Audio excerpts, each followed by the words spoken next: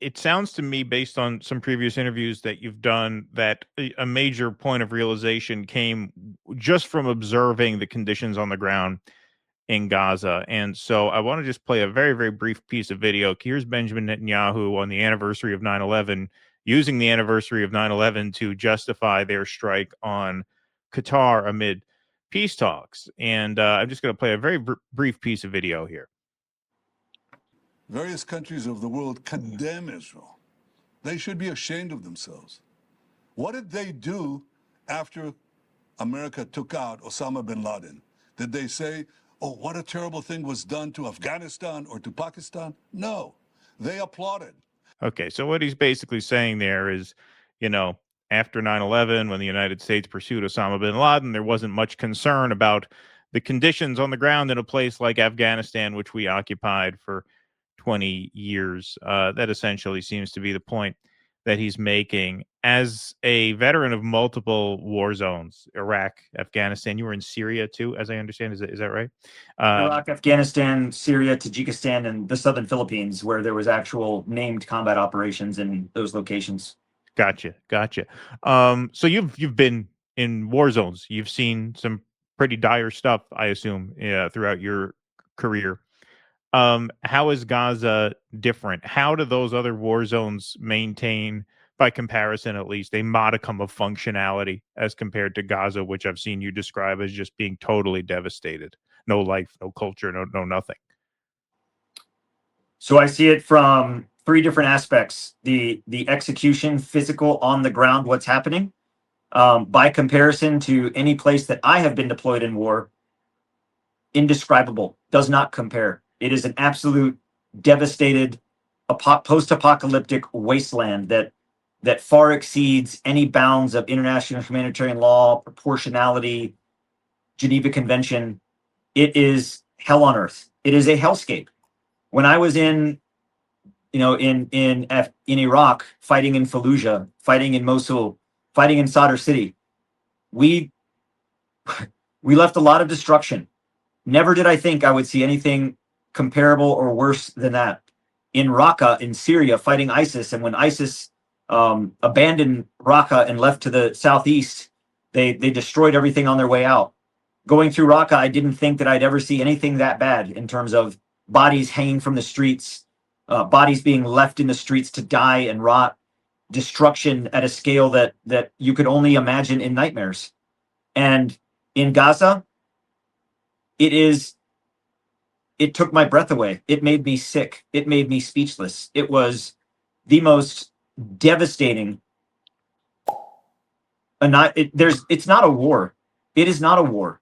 It is an annihilation. And what I think is, so let me finish the 3 points first so I don't get too off track here. So the second point, in terms of comparison by policy, comparison by execution, in terms of the operational or strategic goal, there is no military objective in Gaza. The defeat of Hamas, that is not a viable military objective. And Israel knew that going in. There is no political objective. Any thought of a ceasefire or any type of political diplomatic conclusion or culmination of this annihilation and this genocide is now off the table.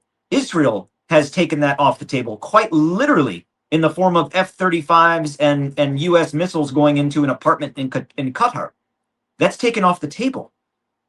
There is no end state to this other than the phantasmatic, apocalyptic genocide of Palestine. That there is no end state to reach in terms of what a military or national objective would be on behalf of Israel in Gaza. That, don't be fooled by that this doesn't end with anything but every Palestinian being killed and every inch of Gaza being leveled, and Israel taking control of the entire thing. Third, the U.S. involvement. I have been in places where we have had U.S. contractors working along U.S. or NATO forces in many countries. We've seen this in Afghanistan. We've seen this in Iraq. I saw it in the Philippines. Saw it in Syria, where you have either U.S. contractors that are working through various agencies of either the USAID or the UN, or U.S. government DoD contractors working alongside in various capacities. What we have going on in Gaza is not that. Be clear that what we have in Gaza are mercenaries, U.S. citizens hired by a private company that is in no way affiliated or has any contractual or legal obligations with the United States government, that is entirely contracted by the government of Israel to do its dirty work. And in doing it, every U.S. contractor that's in Gaza, armed to the teeth with fully automatic weapons and stun grenades, and that are taking part in this genocide, are in Gaza on a tourist visa. It doesn't get any more mercenary than that. Going to Gaza fully armed, involved in violence on a tourist visa. So those 3 points in terms of my worldview, my comparison, and what I would like to emphasize to folks is that my experience didn't come from one deployment or that one time cool story, bro. I deployed to combat, to conflict in places in the last quarter century that the United States has been involved in war. I have been deployed to every one of those wars and have fought in every one of those wars at the tactical, operational, and strategic level. I have seen them all. My comparison has a rich index, if you will, of cognitive library to go through to compare what I've seen, and there's nothing that compares. And what we're involved in, what the United States is complicit hand in hand with Israel, is a genocide. Have no doubt. Now, a lot of people who have been in some of those conflict zones, like Iraq, like Syria, come away from that with a cynicism about American foreign policy. It doesn't sound like it impacted you that way, given your number of deployments. Is that true? Oh, it did. I think that through my military career, what I always felt was that the U.S. military was just chasing foreign policy around the desert. We don't have a foreign policy. We have executive decision and executive orders that chase various objectives throughout the Middle East or throughout the Southeast Asian continent. We don't have a foreign policy, and that became clear to me over the number of deployments that I had been involved in. And it's from my perspective, again, what I emphasize to folks is that I did not enlist. I was not a non-commissioned officer. I was a commissioned officer, and my obligation and my oath is something that I took very personally and deeply. And I felt that in my participation in these conflicts that I had been deployed to, that it was very hard to accept that our role in that as a country was blindly complicit in being on the wrong side of history. And to all of the veterans that have served in war alongside me, and those that have served in places that very similar to my experiences, I don't question my service in terms of why I served, but as I look through the history of our deployments and where we were in Iraq and Afghanistan, and in Afghanistan in 2021, when I was a battalion commander overseeing aspects of the withdrawal, asking myself, what have we done? What are we doing? We are literally have been and continue to chase policy around the desert. And right now, in this particular case, Israel is the one carrying that stick, carrying that carrot, dragging it around, getting the United States to do its bidding in Iran, in Qatar, and God knows where next. So at that point, why did you trust? Because you say you felt the American government was behind it, which you say now it's not actually. So why did you believe this would be a true humanitarian mission? Well, that's the premise going in. So again, my perspective, I had never been to Gaza. I had never experienced that problem set firsthand. My military experience in terms of deployments, I had been to the Central Command area of operations, countries in that area.